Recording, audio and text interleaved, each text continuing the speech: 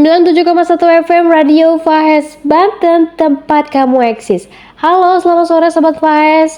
Bertemu lagi sama Nurul Fadia yang bakal temenin kamu selama 10 menit ke depan di Ngaso Ngadem Sore. Sobat Fahes, hari ini pada tanggal 21 April, tepatnya Nurul siaran ini di hari Senin ya, yaitu tepat di Hari Kartini ya. Selamat Hari Kartini buat Sobat Fahes. Nah, tema kali ini nih kita nyambung nih sama tentang hari ini, yaitu Nurul mau tanya nih ke Sobat Fahes. Sobat Fahes pada ngerayain Hari Kartini gak sih di sekitarnya, atau di kantornya, atau di kuliahannya, atau bahkan di sekolahannya gitu kan. Biasanya kan kalau Hari Kartini ini yang biasa kita lihat atau kita dengar itu pasti tentang kostum kayak kebaya gitu kan. Terus pokoknya baju-baju adat lah pasti ada gitu kan. Jadi kayak unik-unik nih bajunya.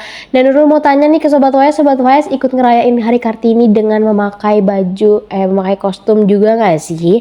Oke, seperti biasa yang mau kirim-kirim pesan atau mau cerita boleh banget via WhatsApp di 0813 17 44 0845. Atau Sobat Fahes mau kirim komentar aja ke postingan kita pada hari ini tentang Kartini, boleh banget, yaitu ke Instagram kita di @fahesradio_banten.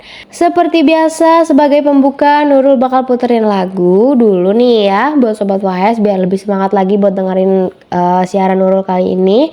Yaitu Nurul bakal puterin lagu Mari Berdansa. Check it out, selamat mendengarkan.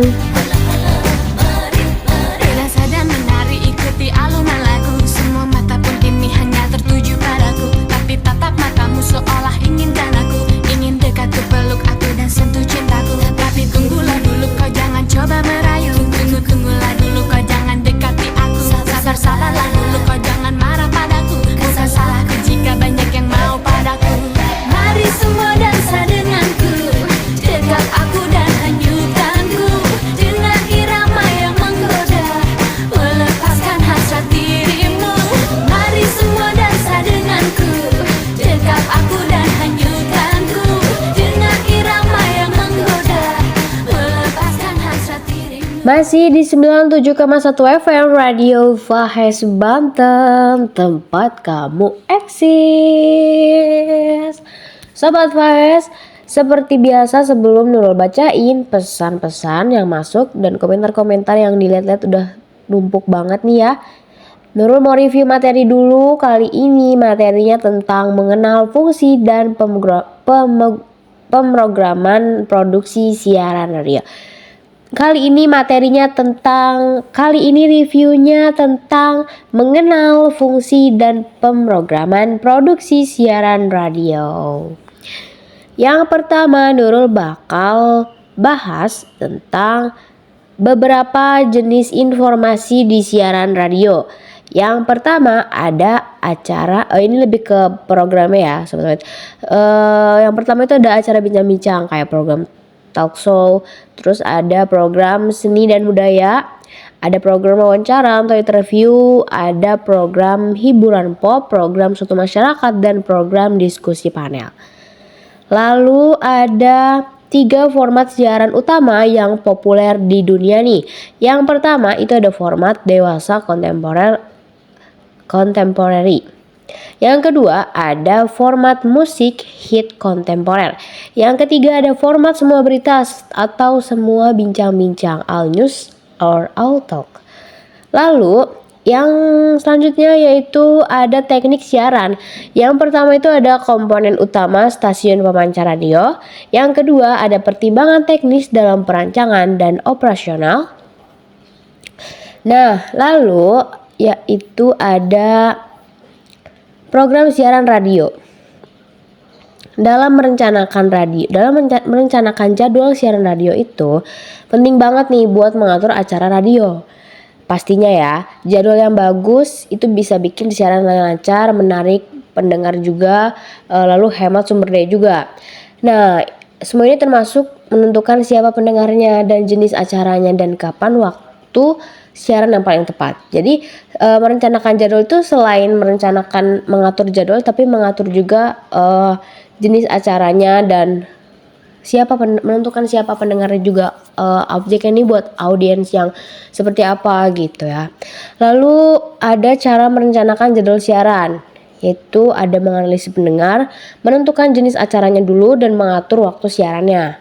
Selain mengatur waktu siaran juga penting juga nih ya Sobat Wahai, seperti yang tadi Nol jelaskan, harus menganalisis pendengarnya dulu gitu. Kalau kita menyampaikan acaranya tapi kita tidak tahu nih audiens pendengarnya seperti apa, tidak menganalisis pendengarnya, maka siaran atau acara yang kita siarkan itu kayak kurang nyambung gitu ya Sobat Wise ya. Karena kan nanti misalnya kita genrenya barat tapi yang mendengarnya kayak usia 40 tahun ke atas gitu ya, kayak orang tua kan nggak nyambung juga kan ya. Jadi kita harus menganalisis dulu. Lalu ada tahap membuat acara radio. Sebelum siaran radio atau produksi, yaitu saat siaran yaitu produksi, atau pasca produksi. Lalu ada membuat sinyal suara untuk siaran. Yang pertama itu dengan mengambil suara, lalu mengolah suaranya. Dalam mengolah suara juga itu ada beberapa lagi, yaitu terdiri dari memperkuat sinyal, mengatur level, menyesuaikan frekuensi, dan memadatkan dan membatasi suara.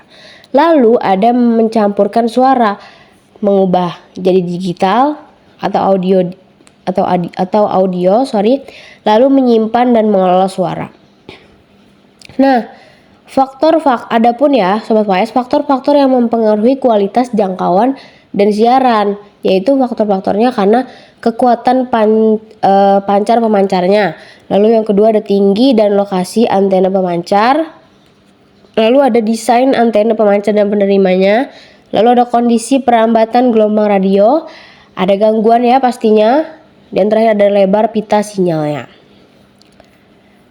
Nah, itu saja Sobat WS. Kali ini Nurul nge-review tentang mengenal fungsi dan pemrograman produksi siaran radio. Oke.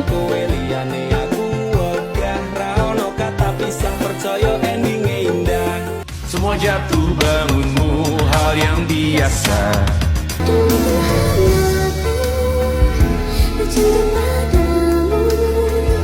Ku berlari ke pelukmu. Musik Indonesia dan teman story terfavorit hanya di Radio Fahes Banten, tempat kamu eksis. Sobat WS masih di Ngaso. Wah nih Sobat WS banyak banget nih yang udah kirim pesan nih. Gak sabar kayaknya ya mau cerita tentang Hari Kartininya ya. Langsung aja kalian Nurul baca ini beberapa pesan atau komentar yang dari Sobat WS yang unik-unik nih ya. Oke. Yang pertama ada dari Mauda.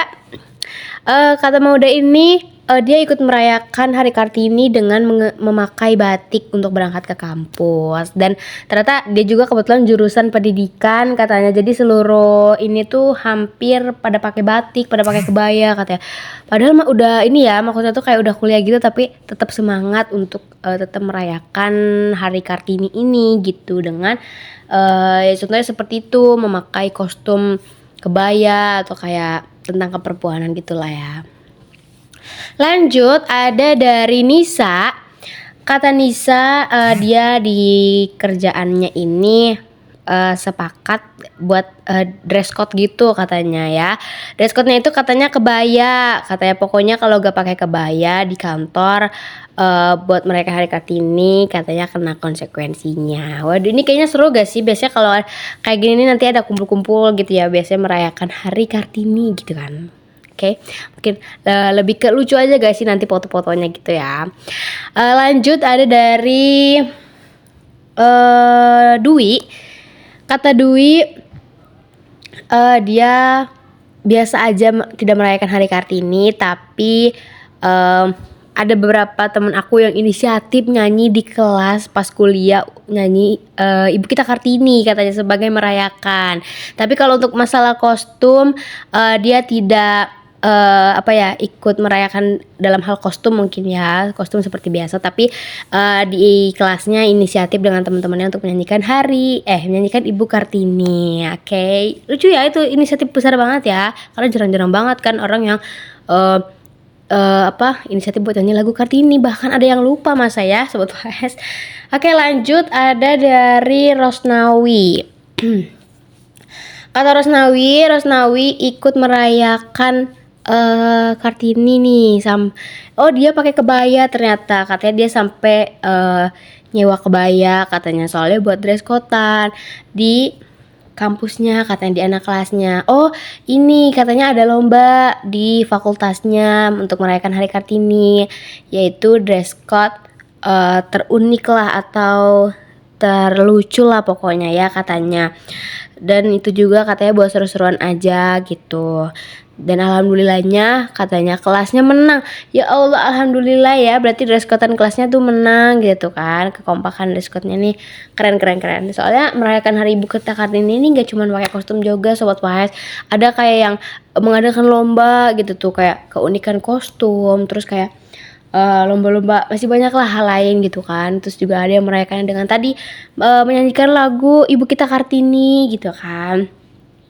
Itu juga sebagai satu kita untuk selalu mendukung dan selalu menaruh Ibu Kita Kartini di hati kita gitu ya, sebagai bentuk perjuangan beliau yang sudah memperjuangkan keperempuanan di Indonesia ini sampai saat ini ya. Nah, mungkin itu aja pesan-pesan yang Nurul bacain ya, yang pesan-pesan masing yang Nurul bacain dari Sobat PS. Selanjutnya Nurul puterin lagu dari Tulus ya, karena mungkin lagi tertulus-tulus kali ya. Nggak apa-apa, aku puterin lagu Tulus itu dari yang berjudul Monokrom. Oke, check it out. Selamat mendengarkan. Lembaran foto hitam putih, aku coba ingat lagi warna bajumu kala itu, kali pertama di hidupku manusia lain memelukku. Lembaran foto hitam putih, aku coba ingat lagi wangi rumah di sore itu, kue coklat balon warna-warni, pesta hari ulang tahunku. Masih di 97,1 FM Radio Fahes Banten, tempat kamu eksis. Sobat Fahes, gak terasa banget kita udah menuju 10 menit ya, kita sudah menuju 10 menit bahkan lebih ya.